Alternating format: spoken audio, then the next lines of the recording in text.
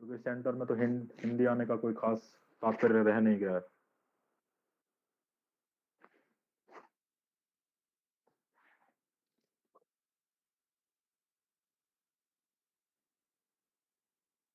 Screen show हो रही है मेरी सभी को?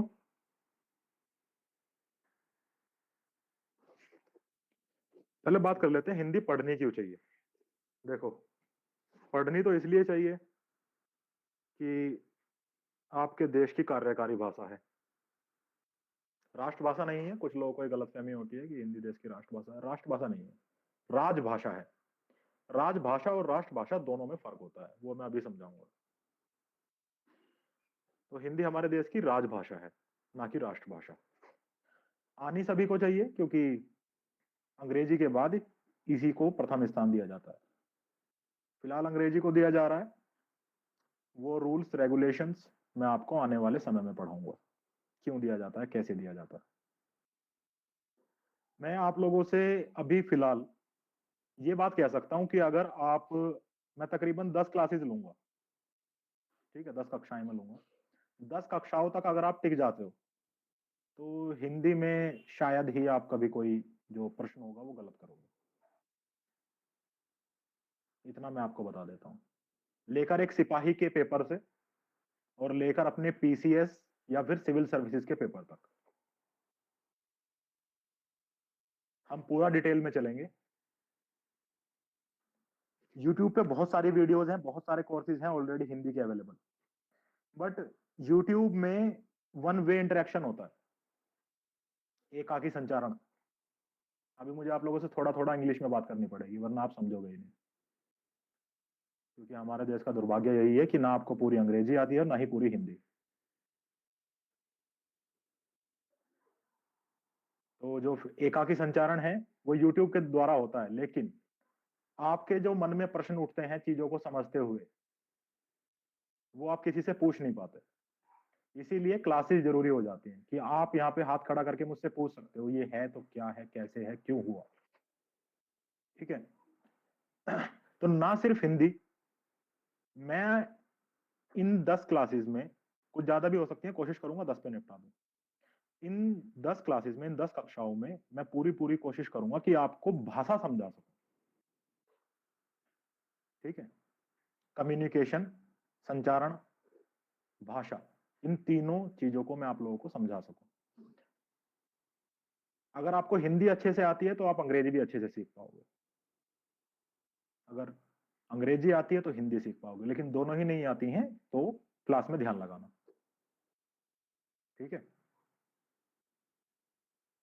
ज्यादातर जो एग्जाम देने वाले हैं वो पीसीएस लेवल तक के होंगे, कुछ आरओ एआरओ के हैं, कुछ पीसीएस के हैं, कुछ सब इंस्पेक्टर के या कुछ सिपाहियों के होंगे। चलिए बात करते हैं हिंदी की। हिंदी में हमें 4 चीजें पढ़नी होती है अगर हम पूरी हिंदी को समझना चाहते हैं। और अगर मैं बात करूं तो सिर्फ हिंदी को नहीं, किसी भी भाषा को। उन 4 चीजों में है, पहली व्याकरण, अंग्रेजी में ग्रामर। दूसरा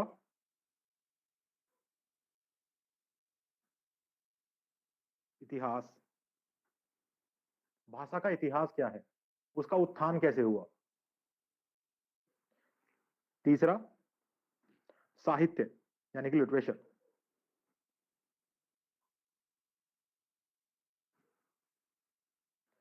और चौथा शब्दकोश, यानी कि वोकैबलरी। अगर ये 4 चीजें आप समझ गए तो आप किसी भी भाषा को समझ सकते हो। व्याकरण, इतिहास, साहित्य और शब्दकोश, ये 4 चीजें हमें एक एक करके पढ़नी होती हैं। अभी हम जो अपना पूरा फोकस करेंगे, पूरा ध्यान लगाएंगे, वो व्याकरण पर लगाएंगे, क्योंकि सबसे ज्यादा जरूरी होती है व्याकरण। उसके बाद आती है इतिहास, साहित्य और शब्दकोश। इतिहास और साहित्य उतना जरूरी नहीं है जितना शब्दकोश और व्याकरण है। लेकिन आप सभी के जो परीक्षाएं हैं, उन सभी परीक्षाओं में साहित्य का भी एक अच्छा खासा आपको पोर्शन देखने को मिलता है। ठीक है। तो साहित्य की बात हम बाद में करेंगे, आज हम बात करेंगे व्याकरण की। हम इन 10 कक्षाओं में व्याकरण को खत्म करेंगे। बाकी आप बाद में चाहोगे तो मैं आपको इतिहास, साहित्य और शब्दकोश भी पढ़ा दूंगा, लेकिन अभी हम व्याकरण की बात करेंगे। ठीक है, हिंदी व्याकरण हम शुरू करने वाले हैं। जब हम व्याकरण की बात करते हैं तो सबसे पहले जो हमें पढ़ना होता है वो पढ़ना होता है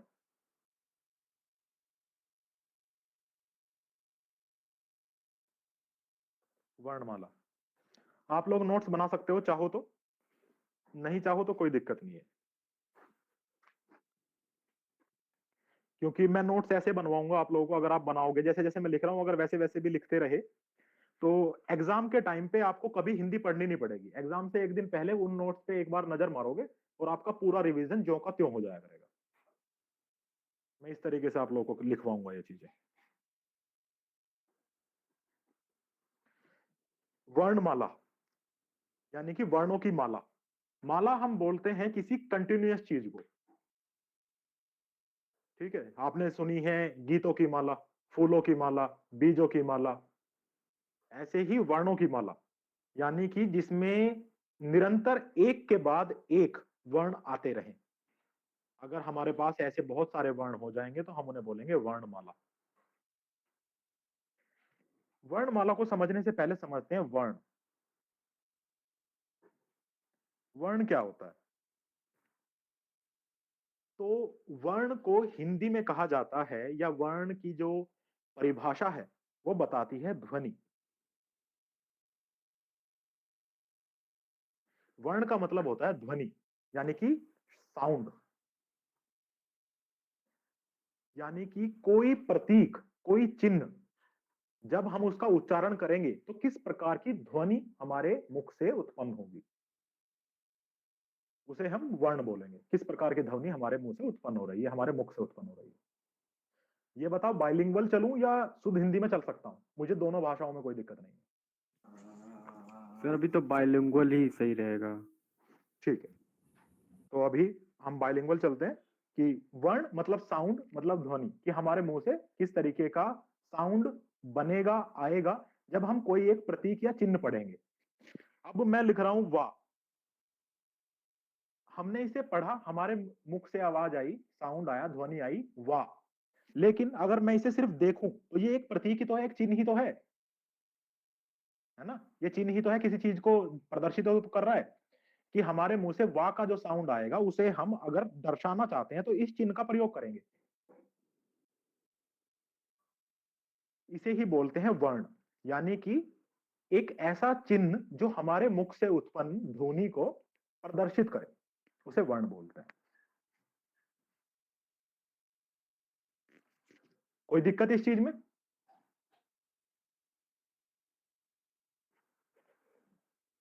चलिए, फिर बात आती है लिपि की।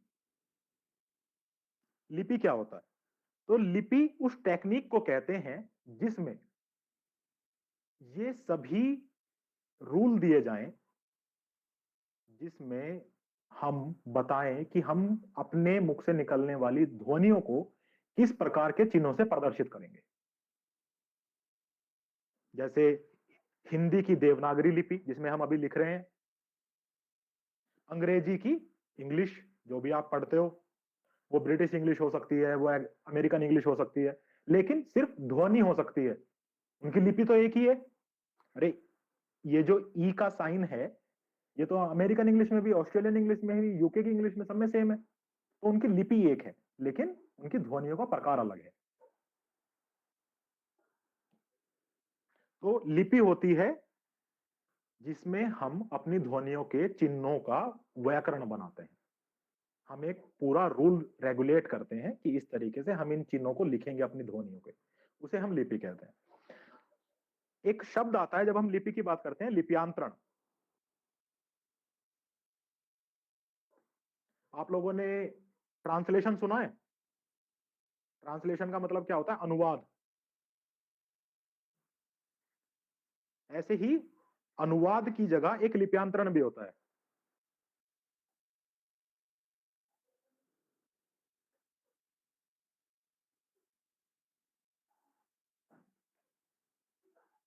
इसे हम बोलते हैं ट्रांसलिट्रेशन। ये अभी तक लोग आ रहे हैं। चलिए, इसे हम बोलते हैं ट्रांसलिटरेशन।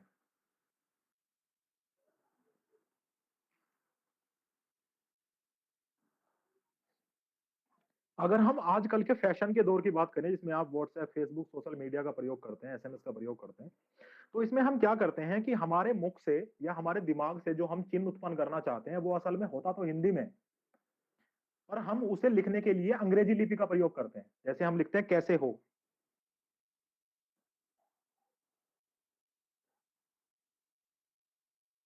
जबकि हमारे मुख से जो हमारी देवनागरी थी, उसके हिसाब से ये चिन्ह होने चाहिए थे। लेकिन हमने इसे दूसरी भाषा की लिपि में लिखा। इसे बोलते हैं लिप्यांतरण, कि हम जिस भाषा का प्रयोग कर रहे हैं उसकी लिपि का प्रयोग ना करते हुए किसी और भाषा की लिपि में उसे लिखें। इसे बोलते हैं लिप्यांतरण या ट्रांसलिटरेशन। अगर इसको मैं हिंदी में करके लिखूं, जैसे यहां ट्रांसलिटरेशन लिख दिया, यहां पे लिप्यांतरण लिख दूं, तो उसे बोलेंगे अनुवाद। तो आप लोगों को पता होना चाहिए कि अनुवाद और लिप्यांतरण, ट्रांसलेशन और ट्रांसलिटरेशन, दोनों अलग अलग चीजें होती हैं। ठीक है, अब वापस चलते हैं अपनी उसी बात पे जिस पे चल रहे थे, वर्ण पे। इस सारे को खत्म करते हैं।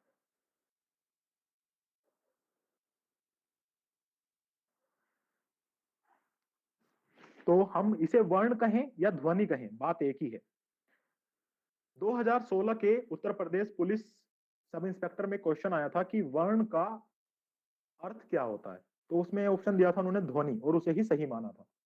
ठीक है, तो वर्ण का अर्थ हम ध्वनि से लगा सकते हैं, ये सीधा सीधा क्वेश्चन बन जाता है। लेकिन उसमें एक और ऑप्शन दिया गया था जिसे बोला गया था अक्षर।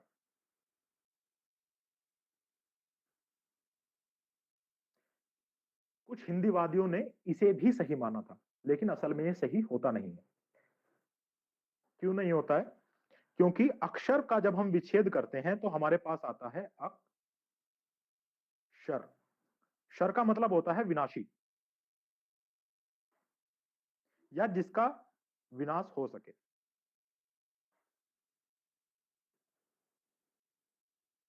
जिसका विनाश हो सके। जब हम इसमें आ लगा देते हैं तो यानी कि हम इसका विपरीत कर रहे हैं, जिसका विनाश ना हो सके।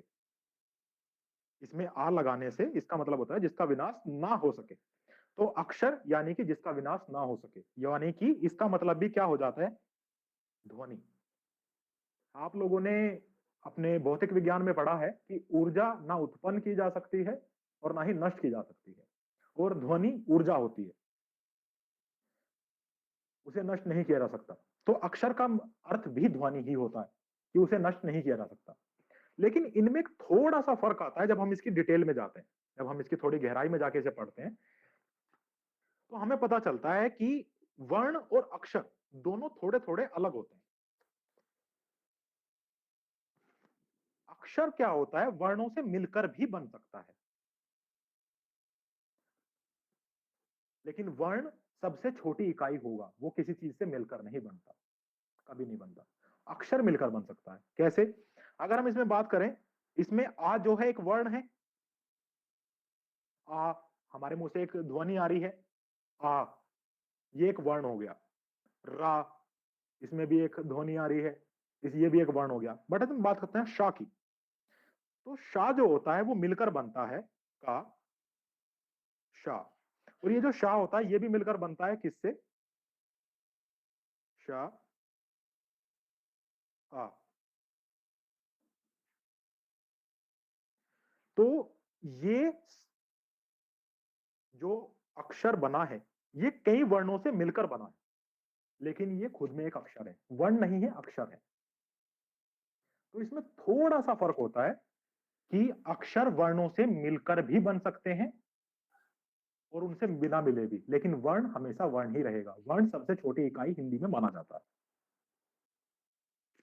ये भी एक अक्षर है, ये भी एक अक्षर है, ये भी एक अक्षर है। अक्षर में आ भी एक अक्षर है, शा भी एक अक्षर है, रा भी एक अक्षर है। लेकिन आ एक वर्ण भी है और अक्षर भी, रा एक वर्ण भी है और अक्षर भी, लेकिन शा एक वर्ण नहीं है, शा एक अक्षर है।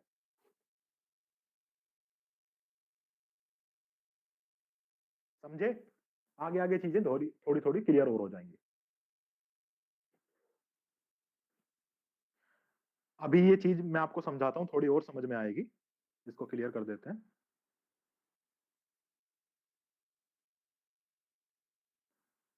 हमने पढ़ा वर्ण, एक शब्द और आता है, या हम उसे इंग्लिश में कहेंगे एक कॉन्सेप्ट और आता है। वो कॉन्सेप्ट है वर्ण विच्छेद का।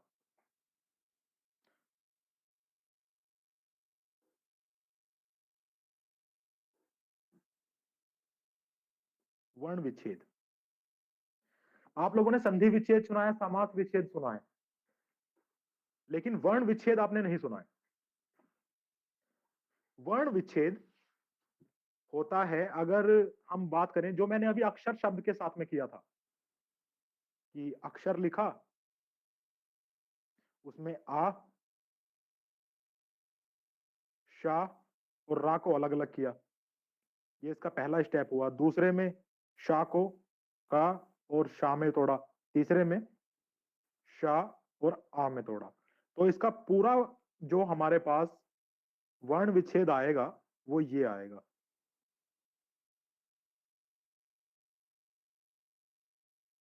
ये इसका पूरा वर्ण विच्छेद होगा, यानी कि हम हर एक ध्वनि को अलग अलग लिखेंगे, जो भी हमारे मुख से उत्पन्न हो रही है हर ध्वनि को अलग कर देंगे, यानी कि हम सारी ध्वनियों को अलग अलग छांट के लिख देंगे, वो वर्ण विच्छेद हो जाएगा। ये पहले नहीं पूछा जाता था, हम इसे देखेंगे 2020 से पहले की परीक्षाओं में तो ये नहीं पूछा जाता था, लेकिन हिंदी एक इतना आसान विषय हो गई थी कि जिसे हर कोई अच्छा स्कोर कर रहा था, तो इन्होंने हिंदी की गहराइयों में भी जाना शुरू किया, और अब वर्ण विच्छेद जैसे कॉन्सेप्ट भी पूछे जाते हैं।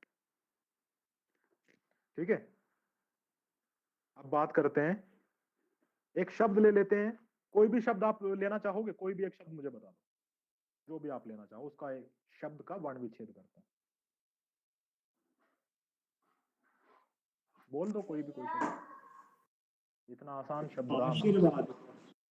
इसका आशीर्वाद। आशीर्वाद। आशीर्वाद, क्षत्रिय, ठीक है। कुछ लोगों ने कैमरा ऑन नहीं कर रखे, चलो कैमरा का कर लेते हैं, मान जाओ सुधर जाओ।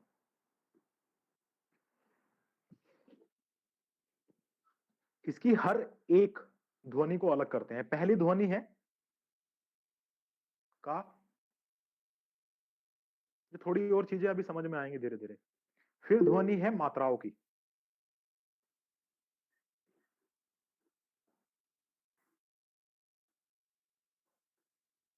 फिर ध्वनि है मां की,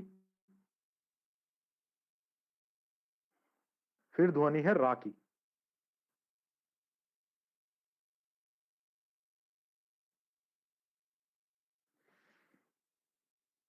अभी जब मैं आपको स्वर और व्यंजन सिखाऊंगा तब आपको सिखाऊंगा कि ये जो हलंत हमने लगाए हैं ये क्यों लगाए हैं, अभी इसे केवल आप देख लो। ठीक है, जब स्वर व्यंजन सिखाएंगे, जब सिखाएंगे ये हलंत क्यों लगे हैं, कहाँ लग सकते हैं, कहाँ से हट सकते हैं, हटाने का तरीका क्या होता है, लगाने का तरीका क्या होता है, या यहीं पे थोड़ा सा बताऊं ताकि आपको और समझ में आए। स्वर की जो परिभाषा होती है वो ये होती है कि स्वर वो ध्वनि है जो कि स्वैच्छिक बोली जा सकती है, स्वतंत्र रूप से बोली जा सकती है। व्यंजन वो ध्वनि है जिसको स्वर की सहायता से बोला जाता है, यानी कि उन वर्णों को बोलने में, उन ध्वनि को निकालने में हमें स्वर की सहायता लेनी पड़ती है। क्या हम आ को स्वतंत्र रूप से बोल सकते हैं, आ, इसमें आ के अलावा किसी और की ध्वनि है? नहीं है। लेकिन जब हम बोलते हैं का, तो इसमें का के साथ में किसकी ध्वनि है? आ की, यानी कि उसे स्वर की सहायता लगती है। तो हम उस स्वर को अलग कर देते हैं कि ये स्वर से अलग होने के बाद हमें हलंत लगाना होता है। अब हम स्वर अलग लिखेंगे, तो अगर हमें का लिखना है तो हमें ये का की ध्वनि और स्वर की ध्वनि मिला के का बोलना पड़ेगा। अगर हम इसमें ये स्वर लगाएंगे तभी ये हलंत हट पाएगा। ठीक है, अब यहां पे माँ था, सिर्फ माँ, तो इसका हमने माँ की ध्वनि ली और आ की ध्वनि ली, दोनों को अलग अलग कर दिया, विच्छेद कर दिया। लेकिन यहाँ पे हमें कै की ध्वनि थी, यानी कि उसमें ए की ध्वनि थी, तो हमें उसी स्वर को लिखना है जिसकी ध्वनि आ रही है। इसमें आ नहीं ए लगेगा, क्योंकि कैमरा ए की मात्रा जो आई है। और ऐसे में जो रा, आपका ये आखिर में रा आया, रा, इसमें रा के साथ में एक आ की और मात्रा थी, यानी कि रा। जितनी मात्राएं होती हैं उतना ज्यादा खिंचता है शब्द, तो रा, तो उसमें रा की ध्वनि और आ की ध्वनि थी, इसलिए हमने उन्हें अलग किया। छोटा सा कॉन्सेप्ट है, आप एक दो बार में सीख जाओगे, ठीक है, बहुत बड़ा नहीं है। अब बात करते हैं असली बात, ये तो थी कि ये चीजें आने लगी अब से, तो थोड़ा सा पता होना चाहिए। अब चलते हैं वर्णमाला पे। वर्ण आपको समझ में आ गया, वर्ण होता है, ध्वनि होती है, अक्षर होता है, ठीक है। अब करते हैं वर्णों के प्रकार की बात। कितने प्रकार के वर्ण होते हैं?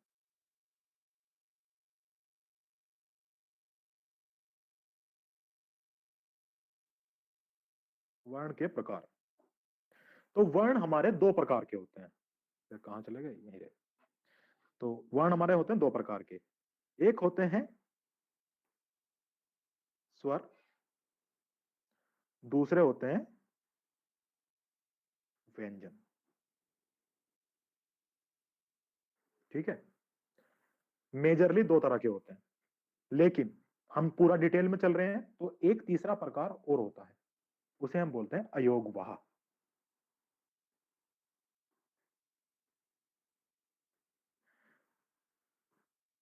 तो वर्णों के प्रकार, अगर आपसे पूछा जाए, अब आपके सामने जो प्रश्न आएगा ना, उसका जवाब कैसे देना है, तो प्रश्न में अगर लिखा हो वर्ण मुख्यतः कितने प्रकार के होते हैं, तो मुख्यतः दो प्रकार के होते हैं।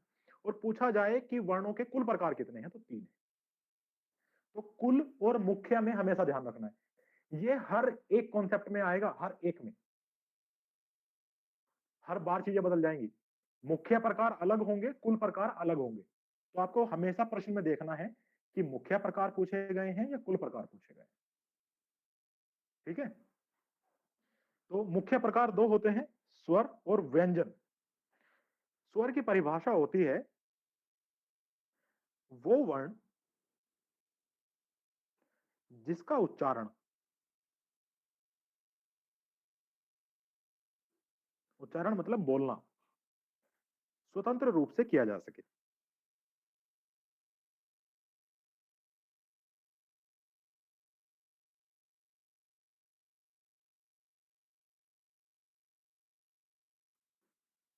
स्वतंत्र रूप से मतलब कि उसे, उस वर्ण को बोलने के लिए, उस वर्ण की ध्वनि के लिए किसी और वर्ण की कभी भी आवश्यकता ना पड़े। व्यंजन वो वर्ण जिसके उच्चारण में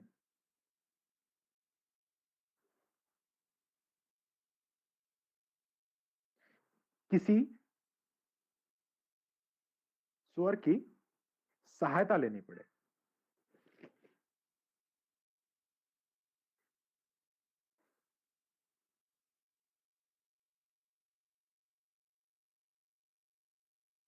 ठीक है, वो होते हैं व्यंजन। अभी आप लोग जब वर्णमाला को पढ़ते हो तो आप पढ़ते हो ऐसे अनार, आ से आम, ई से ईंक, बड़ी से ये वो, ऐसे करके। लेकिन जब हम उन्हें शुद्ध रूप से उच्चारित करते हैं तो उनका मतलब होता है ए नहीं, आ से आम, ऐसे आम नहीं, आ से आम।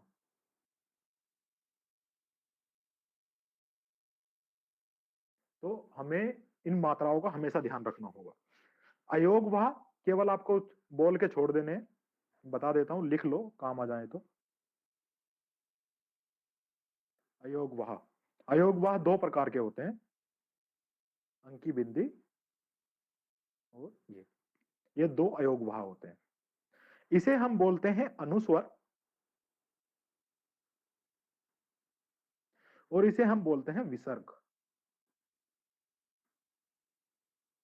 ये दो अयोग वह होते हैं।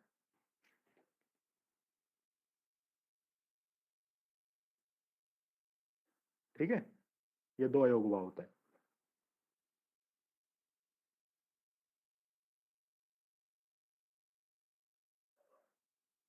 चलें आगे। अब वर्णों के प्रकार जब हम लिखेंगे तो वर्णों के प्रकार किस प्रकार से कितने वर्ण होते हैं, अब उसकी बात कर लेते हैं। स्वर और व्यंजन तो हम समझ गए क्या होता है, कैसे होता है। ये कौन है, बार बार अलग आईडी से आ रहे हैं।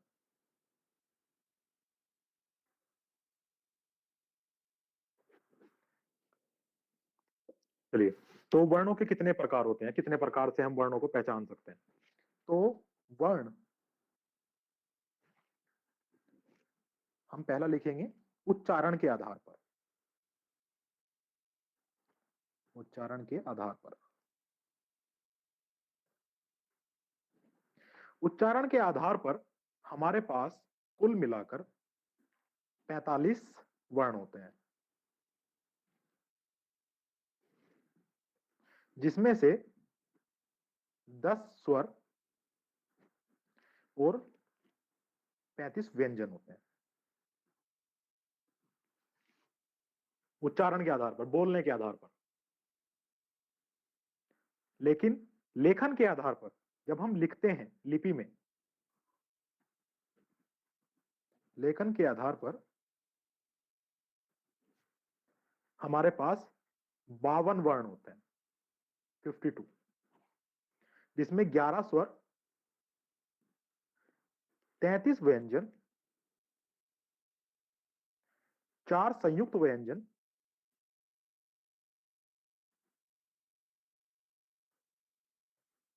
2 उपाक्षित व्यंजन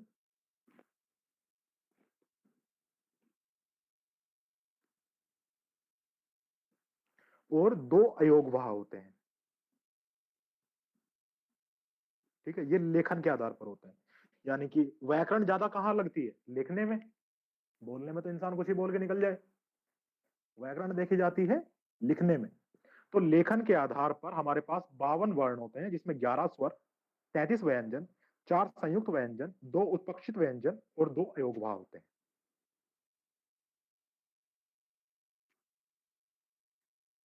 अयोगवाह मैंने अभी ऊपर आप लोगों को बताए थे। ठीक है, ये जो संयुक्त और उत्पक्षित है ये आगे बताएंगे। तो वर्णों के प्रकार हम किस तरीके से विभक्त करते हैं, एक उच्चारण के आधार पर, एक लेखन के आधार पर। ठीक है, चलें आगे।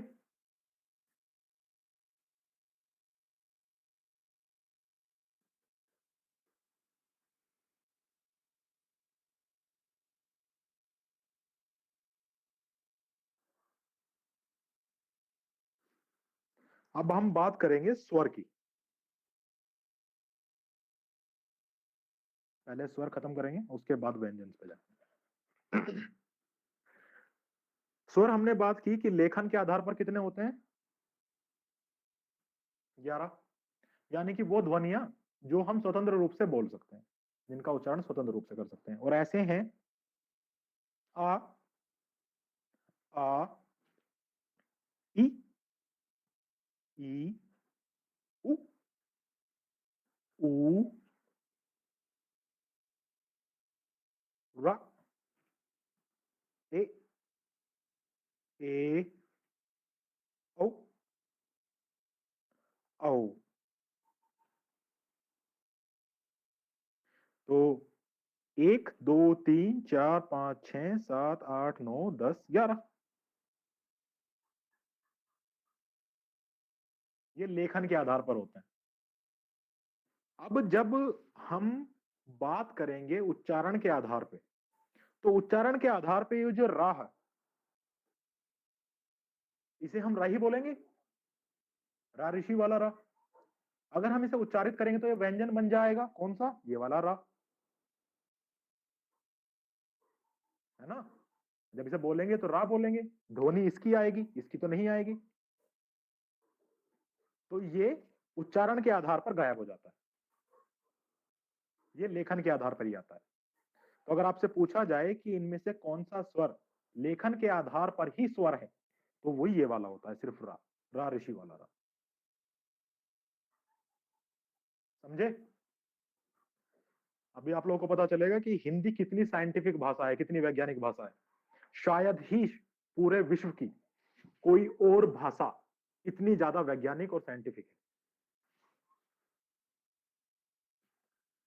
हिंदी की व्याकरण कितनी ज्यादा डिटेल्ड है, शायद ही विश्व में किसी और भाषा की व्याकरण इतनी ज्यादा डिटेल्ड है, और पूरी की पूरी प्रैक्टिकल है। ठीक है, पूरी की पूरी प्रैक्टिकल है। अब एक बार हम इस रा की बात कर लेते हैं। ये जो रा है, जब इसकी मात्रा लगती है तो भी ये स्वर माना जाता है। हम कैसे बताएंगे कि जो रा की मात्रा लगी है वो इस रा की है या इस रा की है? तो आपने जिन शब्दों में ये मात्रा देखी है जो नीचे लगती है, वो स्वर की मात्रा होती है, इस वाले रा की मात्रा होती है। ठीक है,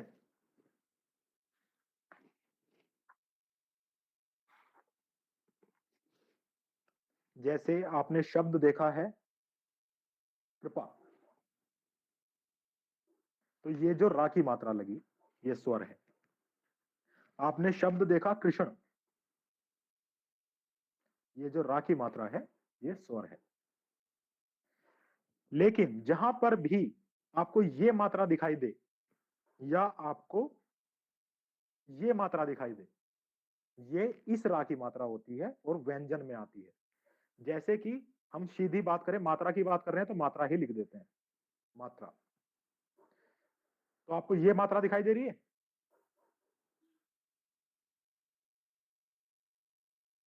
इस मात्रा को हम चाहे तो ऐसे लिख सकते हैं, या दूसरा अगर मैं आपको इसका क्लियर एग्जांपल दूं तो क्लियर एग्जांपल ये लो, क्रम। तो ये मात्रा दिखाई दी, ये वाली, ये भी व्यंजन है, ये भी इस रा की मात्रा है। और वरना, अब ये वाली मात्रा दिखाई दी जो ऊपर रा लगता है, ये भी इस रा की मात्रा है।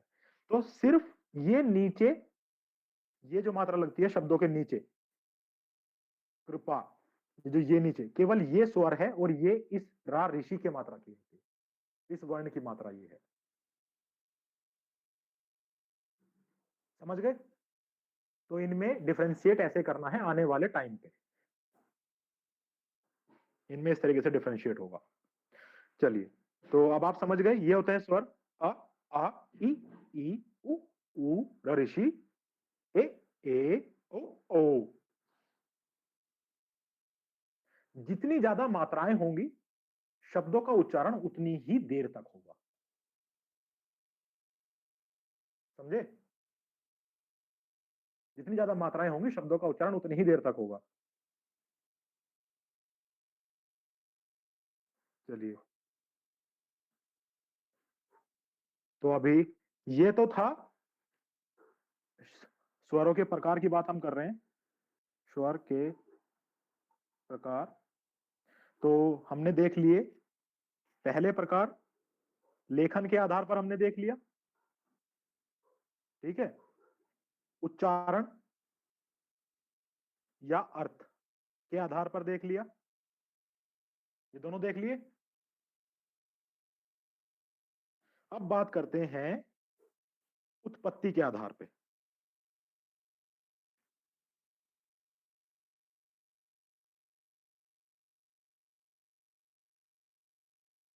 उत्पत्ति के आधार पर कितने प्रकार के होते हैं? तो उत्पत्ति के आधार पर होते हैं 3 प्रकार के। पहला, मूल। मूल का मतलब समझते हो? जड़। कंदमूल सुने? कंदमूल, तो मूल मतलब जड़। दूसरा, दीर्घ। और तीसरा, प्लूत।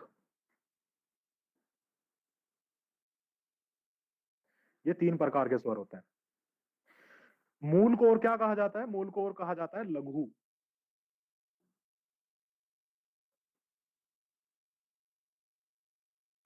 दीर्घ को और क्या कहा जाता है? संधि।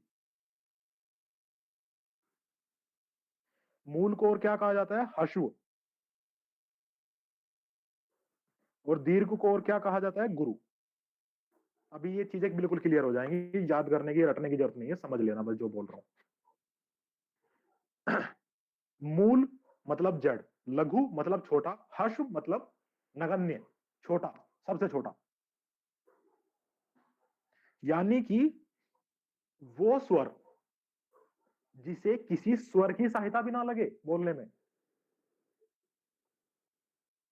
जैसे आ, ये अपनी ध्वनि खुद ले रहा है, इसे किसी की सहायता नहीं चाहिए। ई, उ और रा ऋषि, इन्हें किसी और की सहायता नहीं लग रही, ये अपनी सहायता में खुद को बोल रहे हैं। ठीक है, यानी कि ये वे हैं जिनसे और स्वर और व्यंजन बनेंगे, यानी कि ये मूल हैं, ये जड़ हैं, ये छोटे हैं, ये दूसरों को बड़ा बनाने में मदद करेंगे। फिर जब हम दीर्घ यानी कि बड़ा, संधि यानी कि जोड़कर बनाया हुआ, गुरु यानी कि हश्व से बना हुआ, तो इसमें आएगा आ, बड़ी ई, बड़ा ऊ, ए, ए, ओ और औ। यानी कि वो स्वर जो दूसरे स्वरों की सहायता से बने। अगर हम आ बनाना चाहते हैं तो हमें संधि करनी पड़ेगी दो स्वरों की, आ जमा आ, तभी तो बनेगा आ। इसीलिए इन्हें बोलते हैं संधि स्वर या दीर्घ स्वर या गुरु स्वर। जब हम बनाना चाहेंगे बड़ी ई तो हमें दो छोटी ई बनानी पड़ेगी, दो छोटी ई बराबर बड़ी ई, दो छोटे ऊ बराबर बड़ा ऊ। ठीक है, हमें ए बनाना है तो हमें आ जमा ई या जमा बड़ी ई, इनमें से कोई सी भी आप एक ले सकते हैं। फिर जब ओ बनाना होगा तो हमें लिखना होगा आ जमा ऊ या जमा बड़ा ऊ, इनमें से अभी आप कोई सा भी ले सकते हैं। तो बड़ा ए कैसे बनेगा? बड़ा ए बनेगा आ जमा छोटे ए से, है। और बड़ा औ कैसे बनेगा? आ जमा छोटा औ। यानी कि ये जोड़ जोड़ कर बनते हैं, संधि करके बनते हैं। जोड़ने को हिंदी में संधि कहा जाता है, ये जोड़ जोड़ कर बनते हैं, इसीलिए इन्हें दीर्घ संधि या गुरु कहा जाता है। ठीक है, समझ गए? अब इन्हें जोड़ा कैसे गया ये भी समझा देता हूं, ये समझने की चीज नहीं है लेकिन स्टिल समझा देता हूं। जो आपका पहला वर्ण होगा वो तो शब्द की जगह ले लेगा, वर्ण की जगह ले लेगा। जो दूसरा होगा वो उसकी मात्रा बन जाएगा।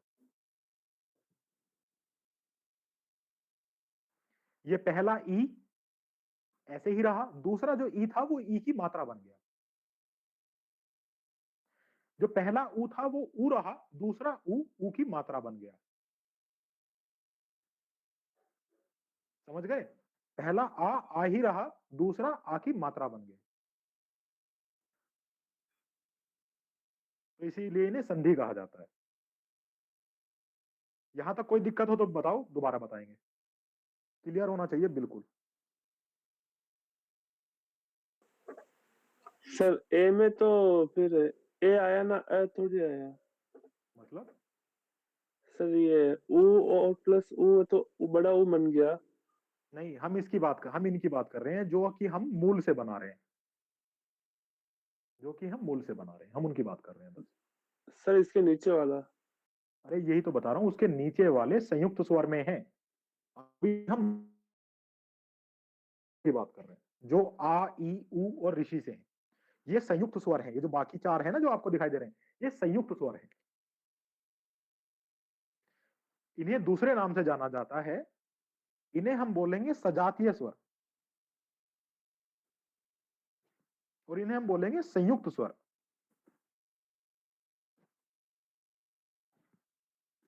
ठीक है, सजातीय मतलब जब एक ही जाति के दो स्वर आपस में मिलते हैं,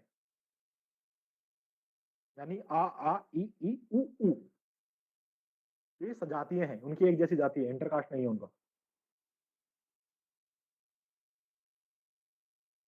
और जो दूसरे हैं वो दूसरे दो अलग अलग स्वरों से मिलकर बनते हैं। तो जब अलग अलग की बात करेंगे तो वो चीज नहीं बनेगी जो मैंने अभी आपको बताई, तो वो संयुक्त में नहीं बनती, वो सजातीय में बनती है। आप समझ गए? ठीक है, तो ये संयुक्त स्वर होते हैं, ये सजातीय होते हैं। अब बात आती है प्लूत की। ये आजकल नहीं पूछा जाता, आउट फैशन हो चुका है, आउटडेटेड हो चुका है। अब ये ना यूज किया जाता है और ना ही ये बोला जाता है, लेकिन उच्चारण में ये आज भी उपलब्ध है, इसका उच्चारण अभी भी किया जाता है, लेकिन लिखाई में नहीं होता। लेकिन अगर आप पुराने साहित्य पढ़ो तो उसमें आज भी देखने को मिलता है, पुराने साहित्य में इसका आज भी होता है। ये होता है, ये इसका चिन्ह ये होता है। प्लूत स्वर का मतलब होता है किसी शब्द को या किसी वर्ण को खींच कर बोलना, बहुत लंबा करके बोलना। जैसे हमने बोला रा, हमने बोला रा तो रा हो गया, हमने बोला रा तो रा हो गया। बट हमने बोला रा तो वहां प्लूत स्वर होगा, हम रा के बाद में ये लगाएंगे। जब आप किसी को आवाज लगाते हो दूर खड़े हुए इंसान को, तो उसका नाम ऐसे चिल्लाते हो ना, जैसे राधा को बुलाओ राधा, वो जो बहुत लंबा उसका आ खींचते हो आप, वो प्लूत स्वर होता है। तो उच्चारण में आज भी है, जब आप किसी को आवाज लगाते हो उच्चारण इसका आज भी होता है, लेकिन ये काव्य में अब लगभग नदारद है, काव्य में देखने को नहीं मिलता आजकल। साहित्य में मिलता है, काव्य में नहीं मिलता। ठीक है, तो अगर हम बोलेंगे राधा तो ऐसे लगेगा, हम बोलेंगे राधा तो यहां भी आएगा और धा के साथ भी आएगा। तो हम जिस वर्ण को बहुत ज्यादा खींच के बोल रहे हैं उसके साथ में प्लूत स्वर लगेगा और उसका चिन्ह होता है ये। समझे?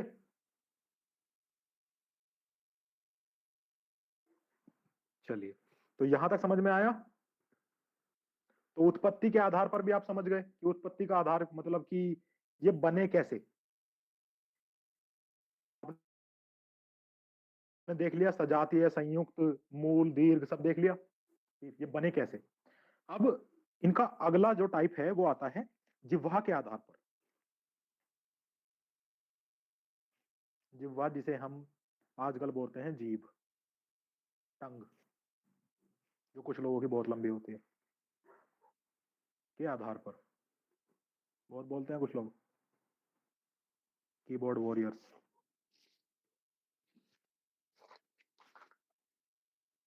तो जिह्वा के आधार पर होते हैं भैया तीन प्रकार, जिन्हें हम बोलते हैं पहला अग्र स्वर। कुछ भी याद नहीं करना पड़ेगा, बस सुनते रहना। अग्र स्वर, मध्य स्वर और पश्च स्वर। थर्ड होता है पश्च स्वर। पश्च मतलब पीछे। तो सीधी सी बात है, जीभ के, जिह्वा के, टंग के जिस हिस्से से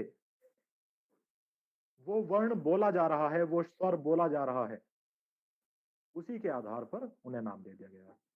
आप लोग बोल के देखना साथ के साथ। जीभ के अगले भाग से बोला जाता है अग्र स्वर जो होते हैं ई, ई, अ, ऐ।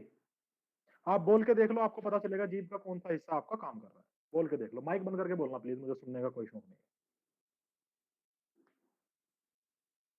बोल के देखो, सच में याद नहीं करना पड़ेगा, फिर आपको हमेशा पता होगा। आपको ये टेक्निक आनी चाहिए, क्योंकि हिंदी इसी विज्ञान पर आधारित है। अगले हिस्से से बोले जा रहे हैं जीभ के, अभी आपको बहुत ज्यादा समझ में नहीं आ रहा होगा। जब हम बात करेंगे, पहले बात करते हैं पश्च स्वर की, जो पीछे से बोले जाते हैं, जीभ के पिछले हिस्से से। आ, उ, ऊ, ओ, औ। अब बोल के देखो, अब पता चलेगा जीभ के पिछले हिस्से पे जोर पड़ता है। बोलो, आ, ऊ, बोले जा रहे हैं पीछे से, जहां से जीभ शुरू होती है वहां से बोला जा रहा है ये। और मध्य से जो बोला जाता है वो अकेला स्वर है आ। इसमें ना आपकी जीभ के पिछले हिस्से पे जोर पड़ेगा ना ही अगले पे, ये आराम से बोल दिया जाएगा आ। तो जिह्वा के आधार पर अग्र स्वर, मध्य स्वर और पश्च स्वर, ये आप एग्जाम में अगर क्वेश्चन आता है निम्नलिखित स्वरों में से कौन सा जिह्वा के आधार पर पश्च स्वर है, तो तुरंत बोल के देख लो कौन सा है। अगर याद ना रहे तो तुरंत बोल के देख लो, इसीलिए ये आपको आना चाहिए। ठीक है, हिंदी अगर आप याद करने पे जाओगे तो बहुत दिक्कत होगी, हिंदी को समझो।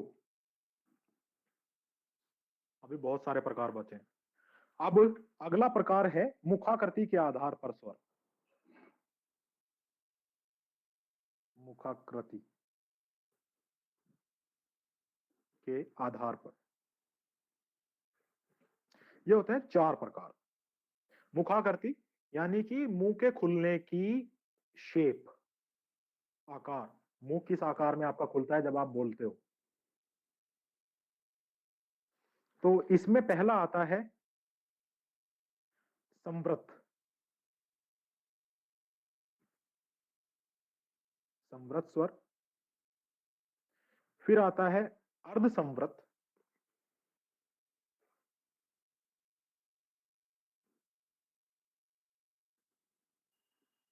स्वर। फिर आता है विवृत स्वर,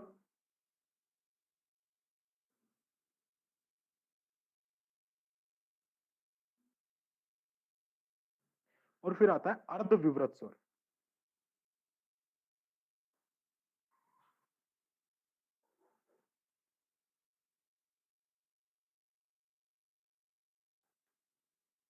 ठीक है, तो ये 4 प्रकार हैं, संवृत स्वर, अर्ध संवृत स्वर, विवृत स्वर, अर्ध विवृत स्वर। संवृत यानी कि मुंह लगभग बंद करके भी आप इनका उच्चारण कर सकते हो।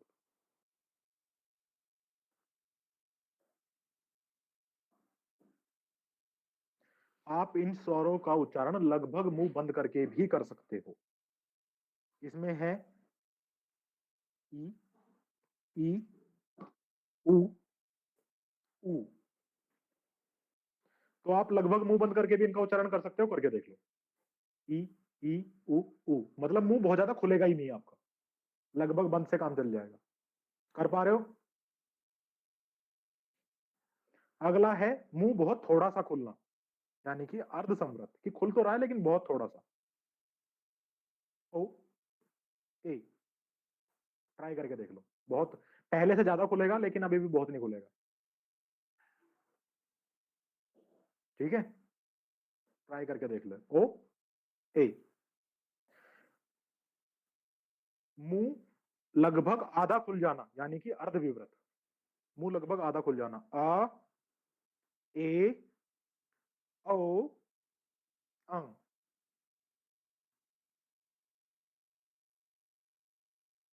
इसे मैं बाद में बताऊंगा, अभी बाद में क्या सुन लो, ये होता है आगत स्वर।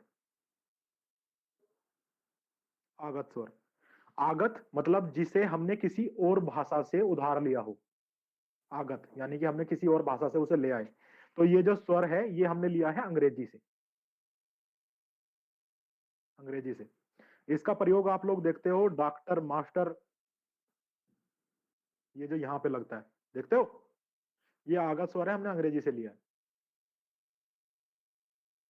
तो डॉक्टर मास्टर में जो ऊपर आप आधा चंद्र बिंदु बनाते हो और उसमें बिंदु नहीं लगाते हो, ये आगत स्वर है, बोला जाता है इसे। तो ये आगत स्वर है। तो अ, ए, ओ, आ, इसमें लगभग आपका आधा मुंह आपको खोलना ही पड़ेगा। मुंह बंद करके इसे बोलने की ट्राई मारो, मुंह बंद करो और इन शब्दों को, इन वर्णों को बोलने की कोशिश करो मुंह बंद करके, देखो बोल पाते हो क्या। नहीं बोल पा रहे? अब संवृत वाले बोलने की ट्राई करो, ई, मुंह बंद करके, ये भूल जाते हैं बहुत थोड़ा सा खोल के।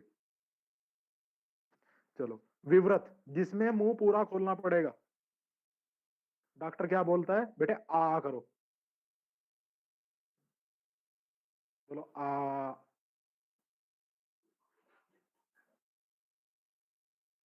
आप आ करोगे, वो कड़वी दवाई डाल देगा, थर्मामीटर डाल देगा। तो ये जो आ है, इसमें मुंह पूरा खुलता है। क्या अंग्रेजी बताती है ये बात? लेकिन कर तो वो भी उनके भी डॉक्टर रहे हैं। से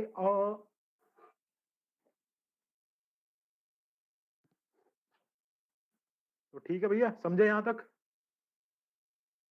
चलो, तो हमारा हो गया लेखन के आधार पर, उच्चारण के आधार पर, उत्पत्ति के आधार पर, जिह्वा के आधार पर, मुखाकृति के आधार पर। अब बात करते हैं लास्ट, ओष्ठकृति के आधार पर।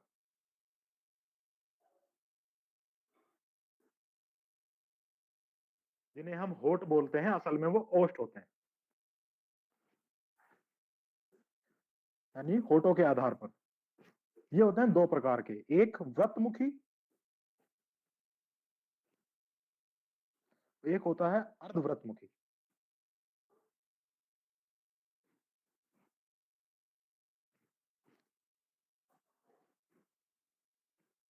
यानी कि जिसमें आपके होठों का या तो गोला बन जाए या गोला ना बने, सिंपल। तो गोला किस किस में बनता है? ऊ, ऊ, ओ, ओ। हाँ, इसमें गोला बन जाता है भैया, ट्राई मार लो, गोला बन जाएगा होठों का।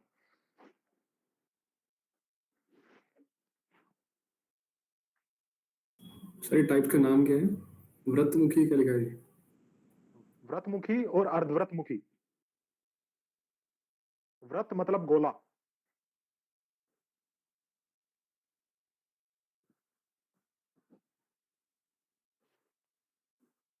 बोल के देखो, ऊ, ओ,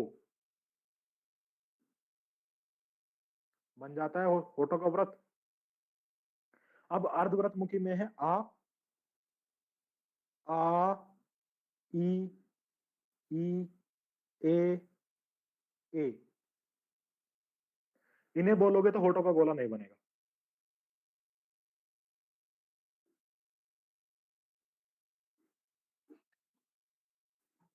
ठीक है, ट्राई करके देख लो। ये भी सब कुछ कर रहे हो तो ये भी कर लो।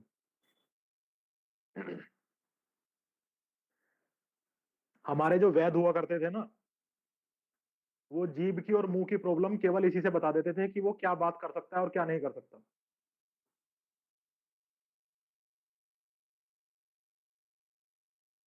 पता है आप लोगों को, वैद नाड़ी पकड़ के बता देते थे, वो बात करते तो सुन के बता देते थे कि उसके जिह्वा में क्या प्रॉब्लम है, उसके जिह्वा में क्या दिक्कत है, वो कौन, उसके होठों में क्या दिक्कत है, उसकी जो लाइन में क्या दिक्कत है, वो अपने होठों को मिला पाता है, गोला बना पाता है।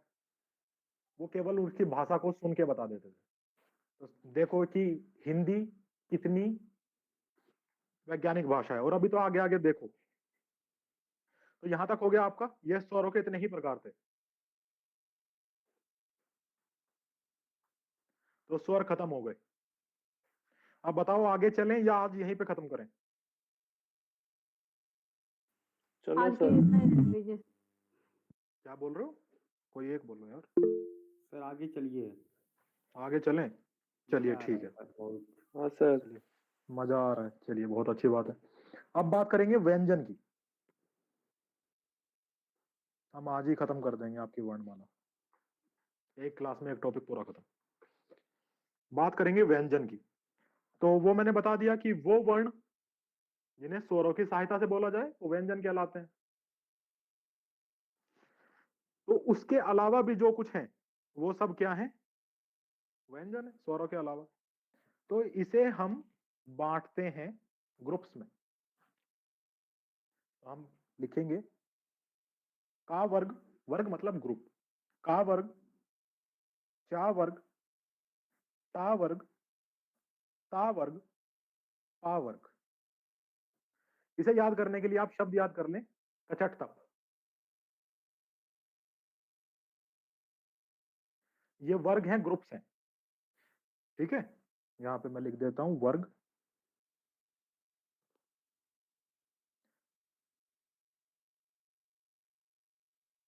इन वर्गों में जो व्यंजन आते हैं वो का में आते हैं, का, ख, ग, घ, हाँ।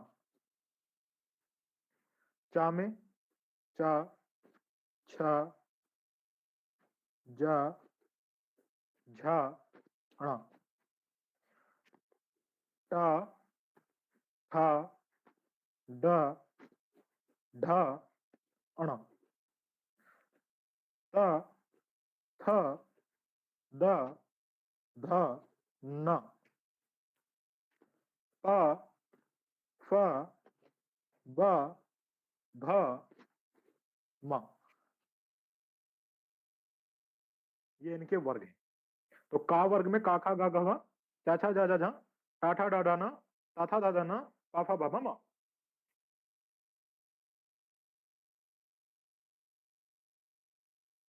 ठीक है, ये सारे हैं व्यंजन। अब इसमें व्यंजन में आपकी ये जो लाइन है ना ना ना ना ना मा, इसे हम बोलते हैं पचमाक्षर।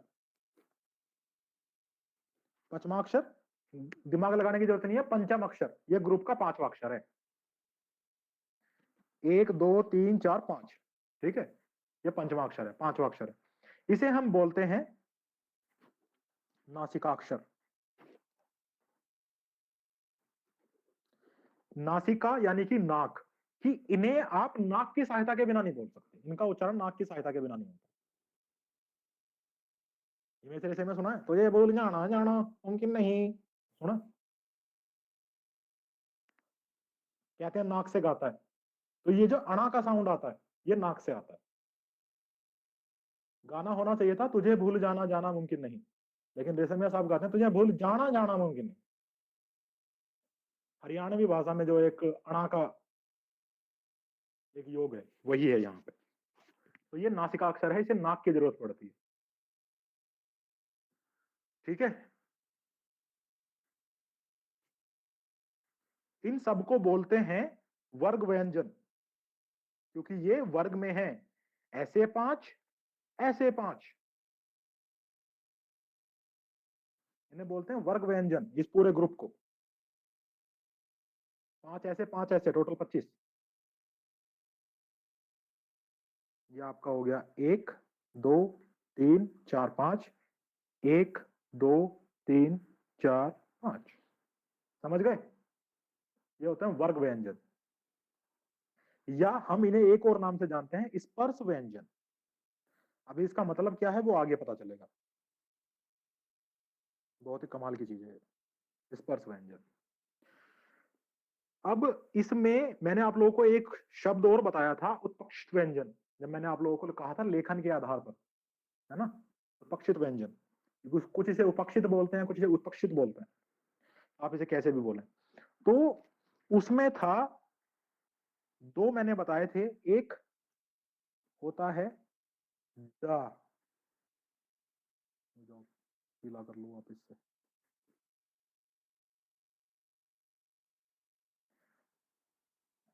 और एक होता है ढ। ये जो नीचे बिंदु लगती है इसे क्या बोलते हैं?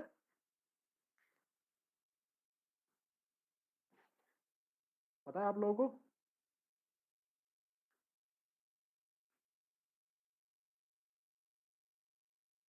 अरे किसी को तो पता होगा, नुक्ता। और भी कुछ बोलते होंगे, चलो ये मैं आप लोगों पे छोड़ता हूँ, बाद में रिसर्च करना इस चीज की। तो ये जो 2 वर्ण हैं हम इनकी बात करते हैं, इन्हें हम उत्पक्षित व्यंजन, उपक्षित व्यंजन या उत्पक्षित व्यंजन बोलते हैं, उत्पक्षित भी बोला जाता है। सबका उच्चारण अपने अपने तरीके से सब कर सकते हैं। इन्हें हम कहते हैं पूर्णतः हिंदी में विकसित वर्ण, हिंदी में विकसित। अब आप कहोगे हम तो जब तब से ही हिंदी पढ़ रहे हैं, हम तब से हिंदी पढ़ रहे हैं, तब से देवनागरी पढ़ रहे हैं, लेकिन वो सभी वर्ण संस्कृत से आए हैं। केवल ये 2 वर्ण हैं जो पूर्णतः हिंदी में विकसित हैं, ये संस्कृत में नहीं होते। और क्योंकि ये पूर्णतः हिंदी में है, संस्कृत से नहीं होते, तो ये पूरे तरीके से डेवलप ही नहीं हो पाए। और इन 2 वर्णों से, इन दो व्यंजनों से कभी भी कोई भी शब्द शुरू नहीं हो सकता।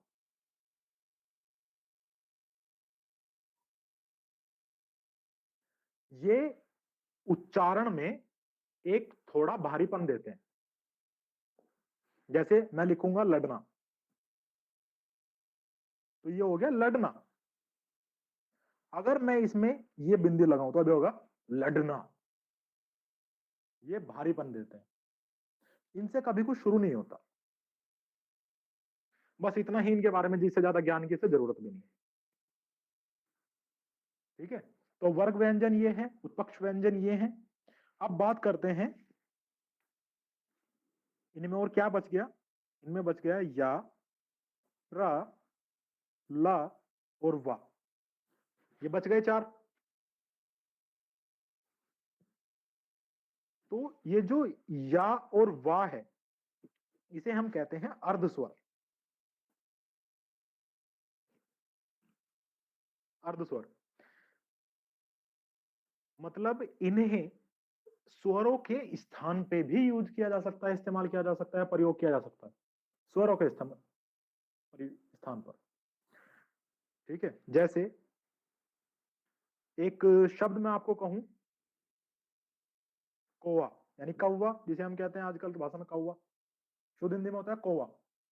अगर हम कौवा लिखें तो भी क्या फर्क पड़ जाता है? वो अभी भी कौवा ही है।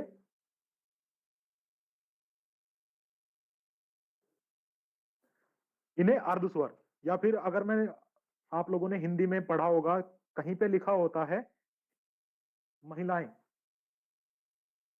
कहीं पे लिखा होता है महिलाएं, दोनों ही सही है।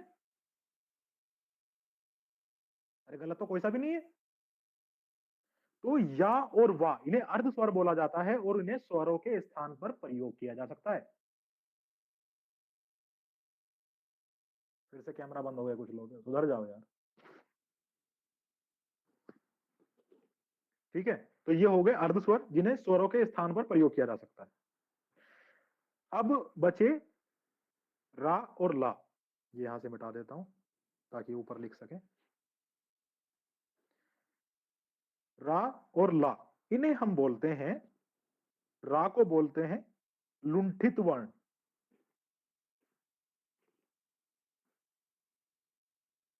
लुंठित वर्ण, और ला को बोलते हैं पार्श्व। आगे इनका मतलब समझाऊंगा, अभी सिर्फ लिख लो लुंठित वर्ण और पार्श्व।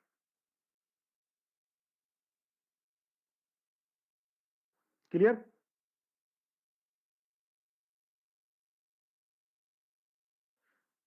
चलो, अब फिर उसके बाद बचे श, श, सा, हा। ये चार फिर बच गए। ये नहीं आए थे वर्ग व्यंजन में या फिर अर्धस्वर में या लुंठित वर्ण में या पार्श्व में।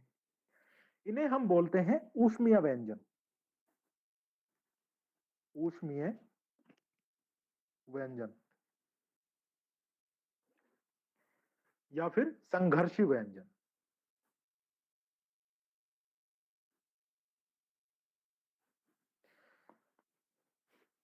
ऊष्मीय या संघर्षी मतलब जिन्हें बोलते हुए आपके मुंह से गर्म हवा का प्रभाव होगा, आपके मुख से गर्म हवा बाहर निकलेगी,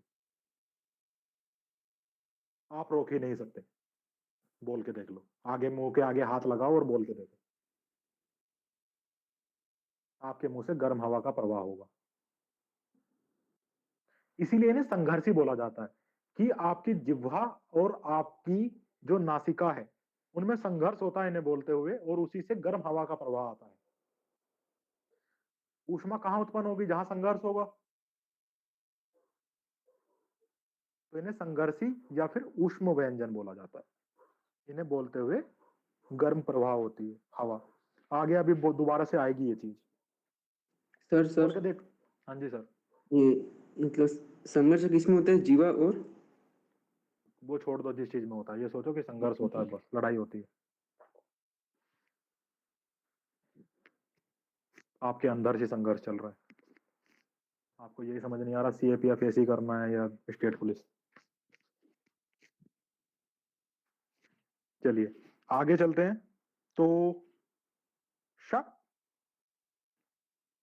त्र, ज्ञ, श्र, इन चारों को बोला जाता है, मैंने पहले भी बताया था,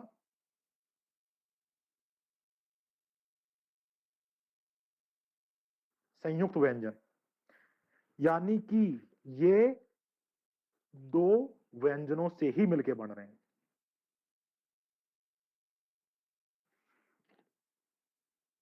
शा, का और शा से, जब मैंने अभी वर्ण विच्छेद सिखाया था तब बताया था ना कक्षा का। फिर त्र, ता और रा, या, जा, अया और शा, शा और रा। ये भी व्यंजन, ये भी व्यंजन, ये भी व्यंजन, ये भी व्यंजन, ये भी व्यंजन, ये भी व्यंजन। यानी कि वो व्यंजन दो व्यंजनों से जो मिलके बनता हो वो संयुक्त व्यंजन। क्लियर?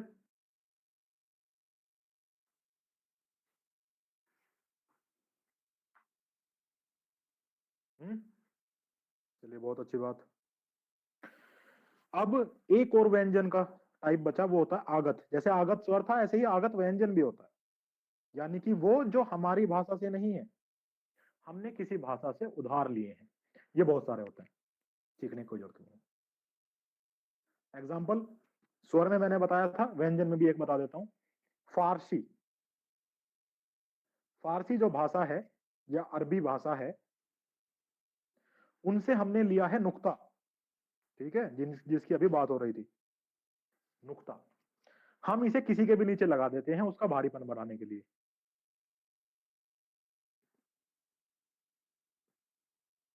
किसी के भी नीचे लगा दो, तो ये जो नुक्ता है, ये नीचे लगने वाली बिंदु, ये आगत व्यंजन है।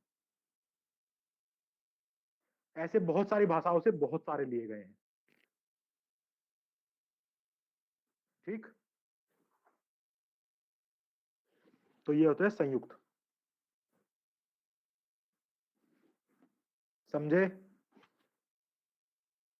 तो स्वर और व्यंजन के जो प्रकार थे वो यही खत्म हो गए। स्वर और व्यंजन के प्रकार में कोई आप लोगों को समस्या हो तो मुझे आप लोग बताएं।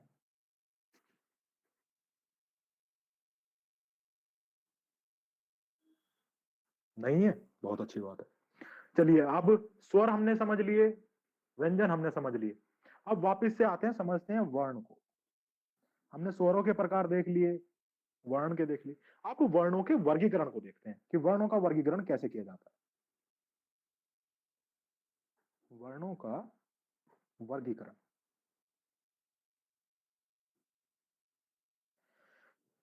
तो पहला जो वर्गीकरण है, पहला जो वर्ग है, वो है घोषत्व। घोषत्व, घोषत्व मतलब घोषणा करना, मतलब बोलना, यानी कि बोलने के आधार पर। ठीक है, घोषणा कहां से होती है, बोला कहां से जाता है, आपके गले से। तो गले में जो आपकी स्वर तंत्रियां होती हैं, इंग्लिश में क्या कहते हैं, वोकल कॉर्ड्स,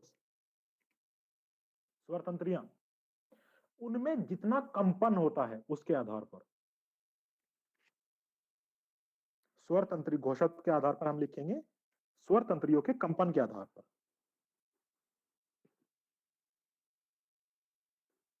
स्वर तंत्रियों का कंपन।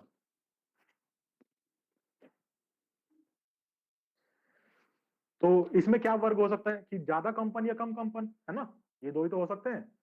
कंपन तो होना ही पड़ेगा, वरना तो वॉइस आएगी ही नहीं, ध्वनि आएगी ही नहीं, क्योंकि वोकल कॉर्ड हिलेंगी ही नहीं। जब वोकल कॉर्ड हिलती हैं, स्वतंत्र तंत्रियां हिलती हैं, तभी तो होता है, तभी तो साउंड आता है, ध्वनि आती है। तो इसमें दो कैटेगरीज आती हैं, अघोष और सघोष। मतलब समझ गए होगे, अघोष मतलब कम, सघोष मतलब ज्यादा। ज्यादा कंपन या कम कंपन। तो अघोष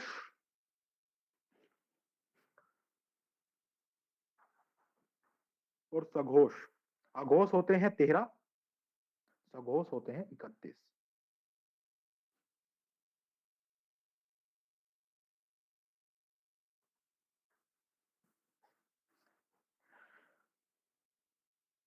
अघोष कौन कौन से होते हैं भैया? का, चा, टा, ता, पा और खा, छा, ठा, था, फा। रुक जाओ, ये आप लोगों को याद करने की जरूरत नहीं पड़ेगी, बताऊंगा मैं अभी। और इनके अलावा सा, शा, शा, ये होते हैं अघोष। तो हमने पीछे वर्ग सीखे थे, है ना? मिटा दिए, रह गए ये रहे वर्ग। तो हम इन वर्गों पे नंबर डालेंगे 1, 2, 3, 4 एंड 5। और अघोष होते हैं 1, 2 एंड दीज 3। पहला वर्ग और दूसरा वर्ग, और उनके साथ में हर तरीके का शा। बोल के देखना है, अपने गले पे हाथ रखो बड़े प्यार से, और इनमें से कोई भी वर्ण आप बोल के देखो, आपको कंपन महसूस होती है क्या? अपने गले पे आराम से हाथ रखो और बोल के देखो। प्रैक्टिकल जरूरी है, क्योंकि ये चीजें याद करने की नहीं, समझने की है। अगर आपके पेपर में प्रश्न आएगा तो वहां पे याद करके नहीं, गले पे हाथ रख के ही आपका आंसर आएगा।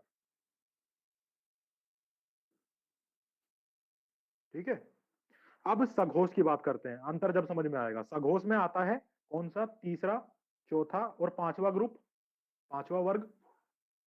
उनके अलावा सारे स्वर, और या, रा, ला, वा, हा, मतलब इनसे बचा हुआ सब कुछ सघोष में आएगा।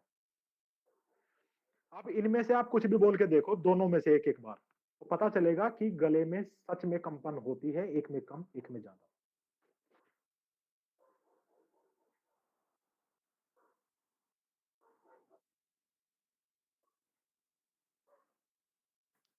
पहचान पा रहे हो? बिल्कुल धीरे से बोल रहे होगे तो समझ में नहीं आएगा, थोड़ा सा जोर लगा के आराम से बोलो, जैसे नेचुरली बोलते हो।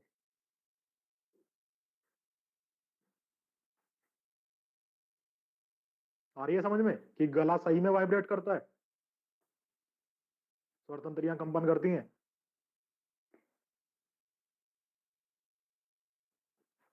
चलिए, तो यहाँ पे मैंने ये 3, 4, 5 डायरेक्टली लिख दिया, आप लोग अपने ये जो वर्ग है वो उतार सकते हैं अपने में। तो ठीक है, तो वर्गीकरण घोषत्व के आधार पर ये वर्गीकरण था। दूसरा है प्राणत्व के आधार पर। प्राणत्व के आधार पर अभी आप लोगों को ये लग रहा होगा ये तो हमने ऐसे प्रश्न तो देखे ही नहीं, असल में देखे हैं लेकिन इग्नोर कर दिए।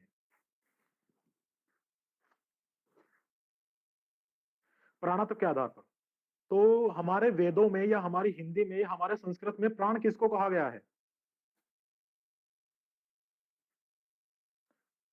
प्राण कहा गया है वायु को। ठीक है, वायु नहीं तो प्राण नहीं, यानी सांस लेना बंद तो प्राण पखेरु हो गए। तो यानी कि हवा के आधार पर आप इसे ऐसे समझें, यानी आपके मुंह से हवा कितनी निकल रही है उसके आधार पर। तो इसमें भी वही कि हवा एक में कम निकलेगी, एक में ज्यादा निकलेगी। तो जिसमें कम निकलेगी उसे हम बोलेंगे अल्प प्राण, और जिसमें ज्यादा निकलेगी उसे हम बोलेंगे महाप्राण।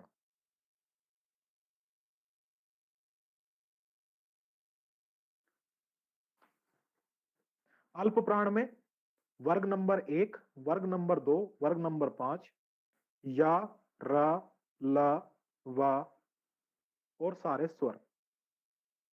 ठीक है, महाप्राण वर्ग नंबर 2, वर्ग नंबर 4 और सारे तरीके के शा और हा। ये तो मैं अभी भी बता के आया ना पीछे आपको, ये वाले तो बताए थे ना, ऊष्मीय और संघर्षी व्यंजन। तो वही बात है। तो इसे भी आप अपने मुंह के सामने हाथ रखो, और बोलो, एक बार बोलो रा और एक बार बोलो हा। देखो हवा किस में ज्यादा निकलती है।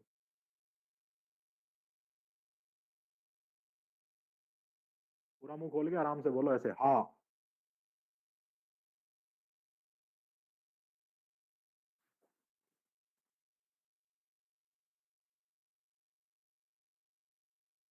समझ गए? क्लियर है? कोई बहुत बड़ी चीज नहीं है ना? चलो अब जो आपके वर्णमाला में एक आखिरी चीज बचती है उसे भी हम कर लेते हैं अभी, फिर खत्म करते हैं। वर्णमाला में आती है एक आखिरी चीज जिसपे आपको प्रश्न सच में देखने को मिलते हैं और शायद एक से ज्यादा भी देखने को मिल सकते हैं। वर्णों का उच्चारण स्थान।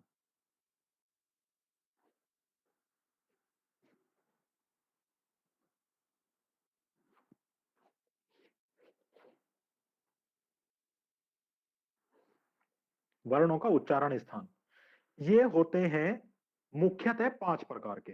पहला कंठ, दूसरा तालव्य,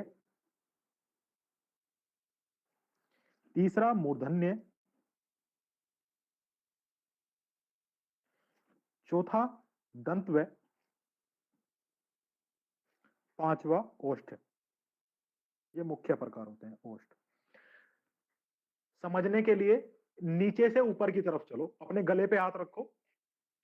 गला यानी कंठ, ठीक है?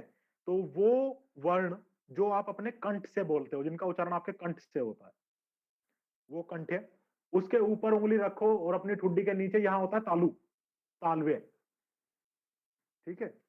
फिर आपके जीभ के ऊपर का जो हिस्सा है उसे बोलते हैं मूर्धन्य। फिर आपके दांत यानी दंत्य और होठ यानी कि ओष्ठ, ठीक है? तो कंठ्य कौन से होते हैं? आपका का वर्ग कंठ्य होता है, जो का पूरा वर्ग है, का खा गा घा ण। इसके अलावा आ, आ, विसर्ग और हा, ये होते हैं कंठ्य। बोल के देखो, आप अपने कंठ से ही बोलोगे, गले पे हाथ रख के बोल के देख लो, ये कंठ से ही बोले जाएंगे। आपकी जीभ आपकी बिल्कुल लास्ट से जुड़ के बोलेगी, कंठ से, गले से। का, गले पे जोर पड़ेगा, स्वतर जो आपकी स्वर तंत्रियां हैं वो कंपन करेंगी, ठीक है? अभी ये चीज समझ में नहीं आएगी, जब तालु और मूर्धन्य की बात आएगी तब समझ में आएगी। फिर तालवे, तालवे यानी कि चा वर्ग, चा छा जा झा या। इसके अलावा ई या और शा। आपके तालु से ये चीजें बोली जा रही हैं, आपकी जीभ आपके तालु को टच करके आएगी, बोल के देख लो। जहां से आपका गला आपकी जीभ से जुड़ा हुआ है। अभी भी उतना समझ नहीं आएगा। अब बात करेंगे मूर्धन्य की, यानी कि टा वर्ग। अब अगर आप ये टा वर्ग को अपनी जीभ को बिना अपने मूर्धन्य को टच करे बोल दो तो बात है। टा ठा डा ढा ना। जो आपकी जीभ के ऊपर का हिस्सा है उसे जीभ से बिना टच करे क्या आप ये शब्द बोल सकते हो?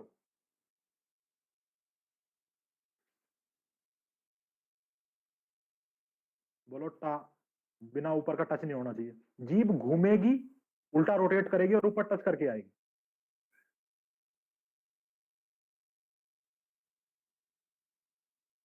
ठीक है? फिर आएगा दंत्य, यानी कि ता वर्ग।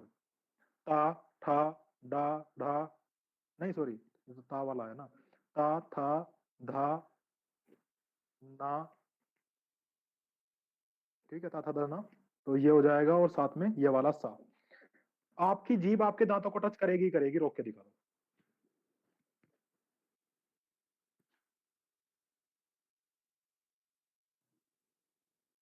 आप बिना दांतों को टच करे बोल ही नहीं सकते हो इन वर्णों को, इनका उच्चारण बिल्कुल ही नहीं हो पाएगा, ठीक है? ये होता दंत्य। अब आएगा ओष्ठ। ओष्ठ में पा वर्ग, पा फा बा भा मा उ और उ। बिना होठों को टच करे आप बोल के दिखाओ, आपके दोनों होठ आपस में टच करेंगे।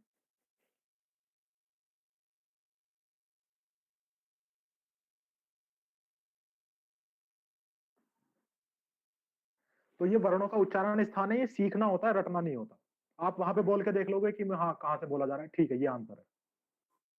वो आपको 4 ऑप्शन देंगे, इनमें से कौन सा दंतव्य है, और आपको 4 ऑप्शन देंगे, ठीक है। तो एक आ जाएगा ठा, एक आ जाएगा भा, और दूसरा आ जाएगा चा, और फिर आ जाएगा आपका था। ये तो 2 हो गए ना इसमें, नहीं एक ही हुआ है। तो आप क्या करोगे, सीधा बोल के देख लोगे कि कौन सा मेरे दांत को टच कर रहा है, आंसर हो जाएगा। दंतव्य मतलब जो दांत को टच करेगा। ये रटना नहीं होता, सीखना होता, ठीक है। तो ये हो गया। अब ये तो हो गए मुख्य प्रकार, मूल प्रकार। अब आएगा जो संयुक्त होगा, संयुक्त एक आएगा दंत मूल, यानी कि वो मूल से भी होगा और दंत से भी होगा, रा और ला। बोलो दांत भी टच करेगा और लास्ट से भी आवाज आएगी। फिर आएगा दंत ओष्ठ, यानी कि दांत और होठ दोनों। ये आएगा वाह, आपके होठ भी आपस में टच करेंगे और जीभ भी दांतों को टच करेगी, वाह। कर पा रहे हो।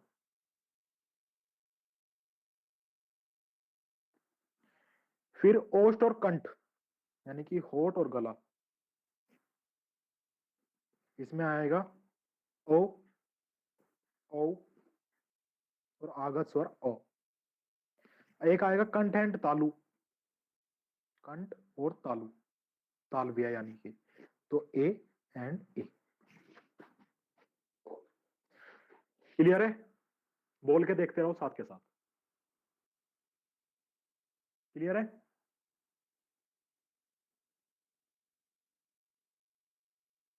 तो वर्णमाला में इतना ही है कि वर्ण क्या होते हैं, वर्णों के प्रकार क्या होते हैं, वर्णों का वर्गीकरण क्या होता है, वर्णों के प्रकार में स्वर है, व्यंजन है। तो स्वर कितने प्रकार के होते हैं, व्यंजन कितने प्रकार के होते हैं, कितने वर्गों में विभक्त किए जा सकते हैं, यही सब है। सब क्लियर हुआ। बहुत आसान चीज है।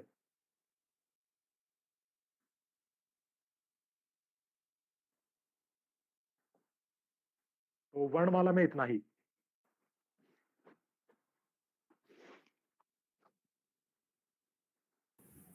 सर ये क्या लिखा है ओष्ठखंड में, ओ औ और आगत स्वर अ, डॉक्टर वाला, ये वाली, ये वाली। दोबारा यहीं पे लिख देता हूं, तो समझ गए सब। चलिए, तो वर्णमाला यहीं पे खत्म हुई। अगली क्लास जब भी करेंगे तो संधि निपटा देंगे एक ही क्लास में। सर कल हो सकती है।